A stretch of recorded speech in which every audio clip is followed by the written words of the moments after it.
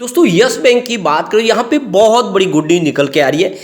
एक इंग्लिश के ग्रामर के शब्द की वजह से लाखों डॉलर बच गए हैं यस बैंक के। पूरा मामला क्या है अच्छे से समझेंगे इसको और किस तरह से यस बैंक ने अपने पैसे बचाए। दूसरी तरफ देखें तो यहाँ पे बैंकिंग सेक्टर के लिए काफ़ी बड़ी गुड न्यूज निकल के आ रही है। जितने भी बैंकिंग सेक्टर है, चाहे वो पीएसयू बैंक हो या फिर प्राइवेट सेक्टर के बैंक हो, उन्होंने काफ़ी बड़ा अचीवमेंट किया है। वो क्या अचीवमेंट है उसको समझने की कोशिश करेंगे। वैसे अगर आप देखें तो यस बैंक में जो गिरावट की माहौल बनाई जा रही थी कि जब लॉक इन पीरियड खुलेगा उसके बाद यहाँ पे कोई लेने वाला नहीं मिलेगा, वैसी तो यहाँ पे संभावना दिख नहीं रही है, बल्कि काफ़ी अच्छा लग रहा है, इस समय मजबूत भी लग रहा है। और अब Q4 भी आने वाला है। क्या Q4 के बाद यस बैंक में फिर से हमें एक अच्छी तेज़ी देखने को मिल सकती है? क्योंकि Q4 की तैयारी हो चुकी है। अब आप देख सकते हो कि एंड हो चुका है, महीना अप्रैल का अब आ चुका है, तो आप ये समझ ही सकते हो कि मार्च एंड के बाद में जल्दी ही हमारे सामने रिजल्ट भी होगा और रिजल्ट पॉजिटिव रहने की संभावना है। पिछली बार के मुकाबले तो ठीक ही रह सकता है, और तो अगर ऐसा होगा तो फिर तेज़ी की संभावना भी बनेगी। तो इन सारी बातों को समझेंगे इस वीडियो के माध्यम से। लेकिन फ्रेंड उससे पहले अगर आप पहली बार हमारे चैनल पर आए तो चैनल को सब्सक्राइब कर दीजिए, एक बेल आइकॉन दबा दीजिए ताकि जब भी नया वीडियो बने पहला नोटिफिकेशन आपको मिले। वीडियो पसंद आए तो लाइक शेयर जरूर कीजिए। चलो फ्रेंड्स वीडियो स्टार्ट करते हैं। मैं हूँ आपका दोस्त एसबी दवे और हमारे अपने चैनल ऑनलाइन कमाई में आपका बहुत बहुत स्वागत है। सबसे पहले अगर हम निफ्टी 50 की बात करें तो आज 17,398 के स्तर पे क्लोजिंग दिए, 0.22% की तेजी। अब तेजी आज थोड़ी सी मामूली दिखाई देगी आपको, क्योंकि ऑलरेडी फ्राइडे को 1000 पॉइंट की भारी तेजी बन चुकी थी बीएसई सेंसेक्स में। निफ्टी बैंक की बात करें तो 40,813 का स्तर देखने को मिला, 0.50% की यहाँ पर तेजी थी। निफ्टी पीएसयू बैंक में तेजी अच्छी थी, 3,755 के स्तर पे 1.06% की तेजी थी। निफ्टी प्राइवेट बैंक की बात करें तो 20,774 के स्तर पे 0.76% की तेजी। लेकिन यस बैंक ने काफ़ी अच्छी तेजी बताई है। आप देखते हो स्टॉक की शुरुआत 15.10 पर हुई। शुरुआत पॉजिटिव हुई क्योंकि फ्राइडे की क्लोजिंग 15.05 की थी। इंट्राडे में 15.05 का लो बना, हाई 15.45 का, और अंत में क्लोजिंग 15.40 पर रही। ऊपर की तरफ ही क्लोजिंग है, इसका मतलब खरीदारी पूरे दिन रही। 2.33% की शानदार तेजी के साथ में इसने क्लोजिंग दी है। वॉल्यूम देख सकते हो, पिछले एक महीने पहले इसका 21 करोड़ का वॉल्यूम था, 6 करोड़ की डिलीवरी उठाई गई थी। 1 वीक पहले 11 करोड़ का वॉल्यूम था और 4 करोड़ की डिलीवरी उठाई गई थी। फ्राइडे को 12 करोड़ का वॉल्यूम था, 6 करोड़ की डिलीवरी उठाई गई और आज भी 10 करोड़ का वॉल्यूम था। तो ज़बरदस्त वॉल्यूम में कामकाज हो रहा है। आप देख सकते हो कि बाजार के लिए अच्छी खबर यह है कि आज भी एफआई ने बाजार में पॉजिटिव खरीदारी की है। भले ही ये आंकड़ा बहुत कम है लेकिन ग्रीन है, यानी 321 को भी इसकी खरीदारी की है यहाँ पे एफआई ने। और पिछले कुछ दिनों से एफआई बाजार में पॉजिटिव बने हुए और इसीलिए बाजार में फिर से एक सिग्नल पॉजिटिव दिखाई दे रहा है। अब यहाँ पे आ रही है एक बहुत बड़ी गुड न्यूज निकल के। अंग्रेजी के ग्रामर के एक शब्द ने यस बैंक के लाखों डॉलर लंदन हाईकोर्ट में बचाए। तो यहाँ पे देख सकते हो कि एक शब्द के मतलब के चलते भारत के प्राइवेट सेक्टर के बैंक यस बैंक के लाखों डॉलर बच गए। इस मामले में यस बैंक को लंदन हाईकोर्ट ने बड़ी राहत दी है। दरअसल अमेरिका की global financial service firm Cantor Fitzgerald ने लंदन हाईकोर्ट में यस बैंक के खिलाफ 75 लाख डॉलर का एक बड़ा मुकदमा किया हुआ था। ये पूरा मामला अंग्रेजी के शब्द के मतलब पर टिका हुआ था। वह शब्द है फाइनेंसिंग। अब फाइनेंसिंग, इस मामले में हाईकोर्ट ने अपना फैसला सुना दिया और यह कैटर फिट्जगेराल्ड के खिलाफ गया है। अगर मामले की बात करें तो यस बैंक और कैटर फिट्जगेराल्ड के बीच दिसंबर 2019 में एक एग्रीमेंट हुआ था। इस एग्रीमेंट में फाइनेंसिंग शब्द का जिक्र था।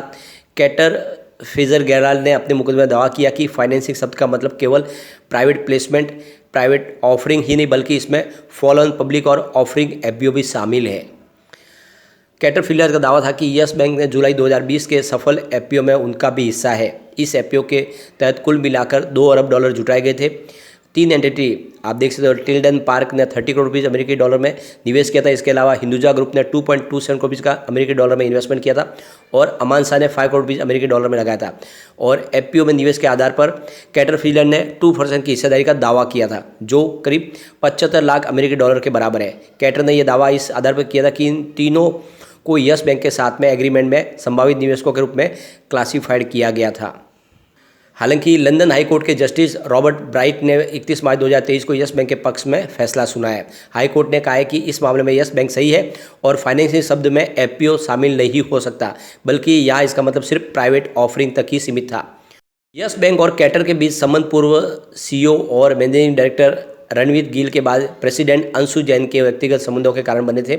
दोनों कंपनियों के बीच शुरुआती चर्चा गिल और जैन द्वारा की गई थी और ये एक प्राइवेट मीटिंग थी। गिल और जैन पहले डच बैंक में काम कर चुके थे और रणवीर गिल ने यस बैंक में सीईओ एमडी की जिम्मेदारी संभाल चुके थे। वही अंशु जैन डच बैंक के सीईओ और कैटरपिलर के प्रेसिडेंट रह चुके हैं। तो यहाँ पे ये क्लियर है कि यस बैंक ने कैटर के साथ में डील की ताकि अमेरिका के संभावित निवेशकों को लुभाया जा सके।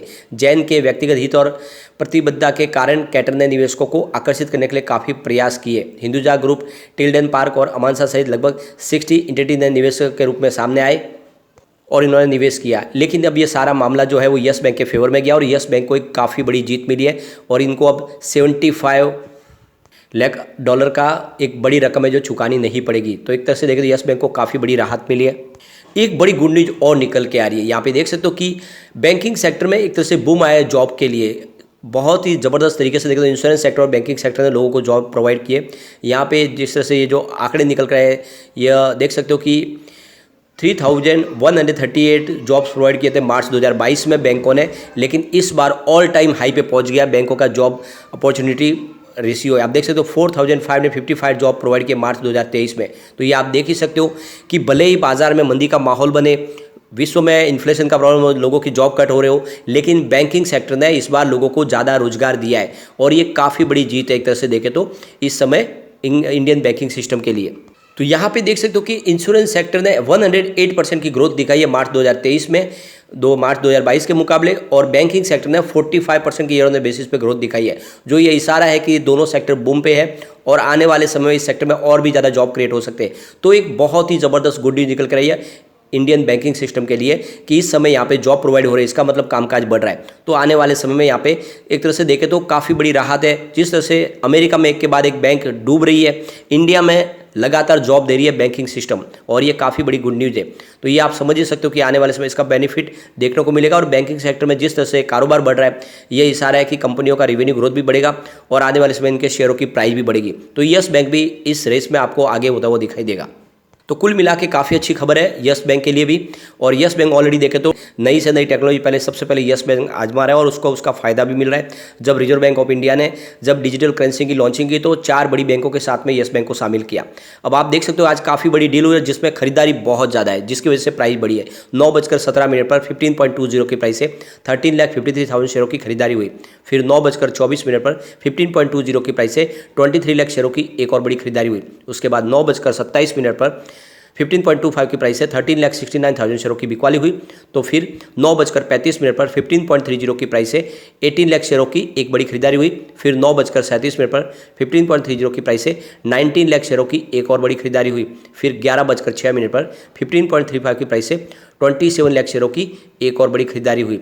उसके बाद आप देख सकते हो 11:48 पर 15.39 की प्राइस से 19 लाख शेयरों की एक और बड़ी खरीदारी हुई। फिर 11:48 पर 15.40 की प्राइस से 27 लाख शेयरों की एक और बड़ी खरीदारी हुई। उसके बाद 1:36 पर 15.30 की प्राइस से 23 लाख शेयरों की बिकवाली हुई। तो फिर 2:02 पर 15.30 की प्राइस से 24 लाख शेयरों की फिर से खरीदारी हुई। उसके बाद 2:21 पर 15.25 की प्राइस से 23 लाख शेयरों की एक बड़ी खरीदारी हुई। और उसके बाद 3:18 पर 15.35 की प्राइस से 22 लाख शेयरों की एक और बड़ी खरीदारी हुई। फिर 3:19 पर 15.45 की प्राइस से 16 लाख शेयरों की एक और बड़ी खरीदारी हुई। तो ये आप देख सकते हो कि एक ज़बरदस्त तेज़ी का दौर शुरू हो सकता है क्योंकि लगातार बड़े फंड हाउस की अच्छी खरीदारी हो रही है। तो मुझे लग रहा है कि यस बैंक आने वाले समय जरूर दौड़ेगा। लेकिन फ्रेंड, कोई भी इन्वेस्टमेंट करने से पहले अपने फाइनेंशियल एडवाइजर से बारे में ले ले या अपना खुद का रिसर्च करें, क्योंकि मैंने वीडियो आपके एजुकेशनल पर्पज़ के लिए ही बनाया। वीडियो पसंद आए तो लाइक शेयर जरूर कीजिए और चैनल को सब्सक्राइब कर दीजिए। Thank you friend.